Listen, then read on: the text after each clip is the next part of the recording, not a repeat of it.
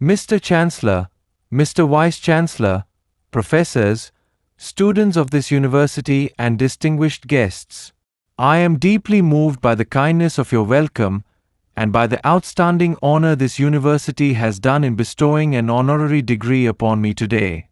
I speak these words in no formal sense, but from the heart. I do this especially because, as a Muslim, it will remain a proud memory that the first such academic honor I have received has been given to me by this renowned Islamic seat of learning in Pakistan.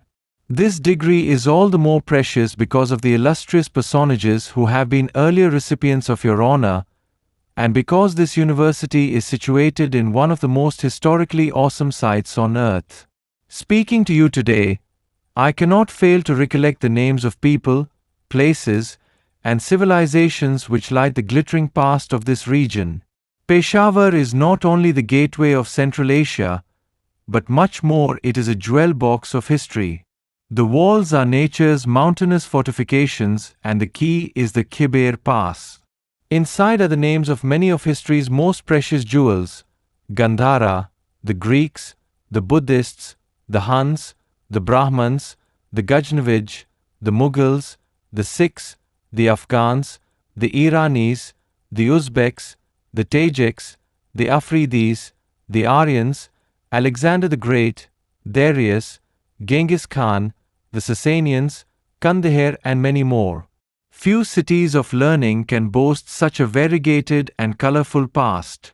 I have had the good fortune to have seen much of this world since I travel more widely than most people, and my responsibilities bring me into contact with the advanced industrial societies of the West and with the less developed, newly independent nations in Asia and Africa. Some of the contrasts I have observed have convinced me that by no means do all the advantages and hopes for the future lie with the wealthier developed nations of the world. Leaders of newly independent nations often comment, sadly or angrily as the case may be, on the widening gap between the rich nations and the poor. But there are two ways of looking at this, either in the absolute, in which case even the poorer nations are making considerable progress, or relatively where the gap between the two groups in living standards and technological progress continues to widen at a frightening speed. The explanation for all this is well enough known to you. We have the population explosion, the shortage of human skills and material capital, the problems of political stability, and so forth. The list is a long one, and the solutions will not quickly or easily be found. One particular problem which is endemic to most countries, and to which the President of Pakistan refers in his recent illuminating autobiography, is inevitably more keenly felt in newly independent nations. After generations, sometimes centuries of foreign rule, ordinary people find it hard to associate themselves and their own fortunes with those of their governments. For so long, they, the rulers, have been quite literally a race apart, remote and distant from the ordinary activities of daily life. The moment of independence may release this mental vacuum for a while, but it takes a great deal of time-consuming work by already hard-pressed leaders to stop the old habits of apathy creeping back again. However, in all these complex and sometimes well-worn arguments, I often find myself on the side of the optimist. I do not believe that the scales are irretrievably loaded on the side of the rich, developed nations of the West. Even in a purely material sense, the newer nations have more assets than they sometimes realize. The very fact that the younger nations are experiencing rapid social and economic change after independence makes their people more adaptable to new machines and new techniques. They should realize this, seek out the facts, identify them, and then fully exploit what they can offer. This may involve training a small team of experts whose single task is to keep a constant watch on the opportunities arising from research and new developments overseas. In many cases, new industrial and production processes can be tested more thoroughly and less expensively in the developing countries than in the Western world, where labor is costly and unionization often chokes young and new ideas before they can reach maturity. Here in Pakistan, many new industrial ventures are utilizing processes which are at least partially experimental. This enables your youth to be in permanent contact with the vanguard of industrial developments, and such an adventurous spirit must be encouraged.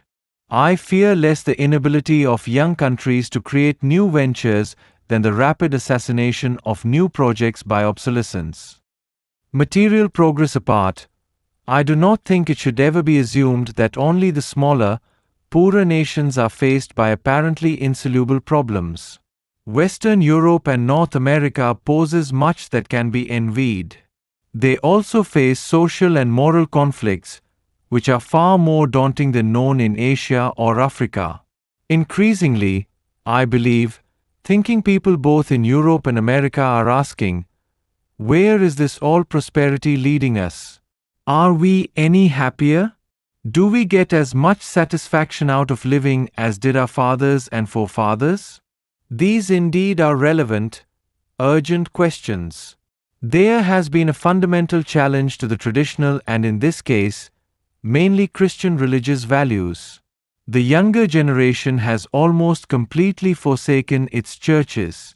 The pressure of an acquisitive society has made quite frightening demands on family life. Mothers with younger children go out to work in the millions.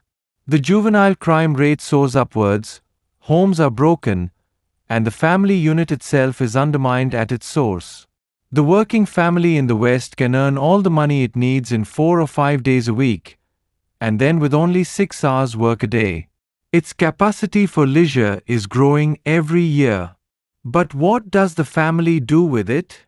Look at television? Perhaps. But what will be seen on television? Are they any nearer the complete and contented man of all our dreams? Few would risk an affirmative answer to these questions. What has been called the permissive society where anything goes, nothing matters, nothing is sacred or private anymore, is not a promising foundation for a brave and a bright new world. This fearful chase after material ease must surely be tempered by peace of mind, by conscience, by moral values, which must be resuscitated. If not, man will simply have converted the animal instinct of feeding himself before others and even at the expense of others, into perhaps a more barbaric instinct of feeding himself and then hoarding all he can at the cost of the poor, the sick and the hungry. It would be wrong and very foolish not to recognize that the developed industrial countries also have much from which the new nations can learn. The picture is not all dark, but it might well deteriorate. The West has achieved, on the whole, a degree of political stability and administrative efficiency which other parts of the world cannot but envy. The West has won the freedom to enjoy, and at times often slips into the license of abusing, the pursuits of leisure and culture. They have won this freedom, not for a privileged few, but for the great mass of their people. 2 questions arise. First, do we wish for the developing nations of the world similar freedom to enjoy a more prosperous life? There can be no doubt that the answer is yes. The second question is more delicate. If the developing nations succeed in raising the standards of living to such an extent that there is far greater freedom and privilege to enjoy leisure, how is this leisure to be used, and what values will govern its use?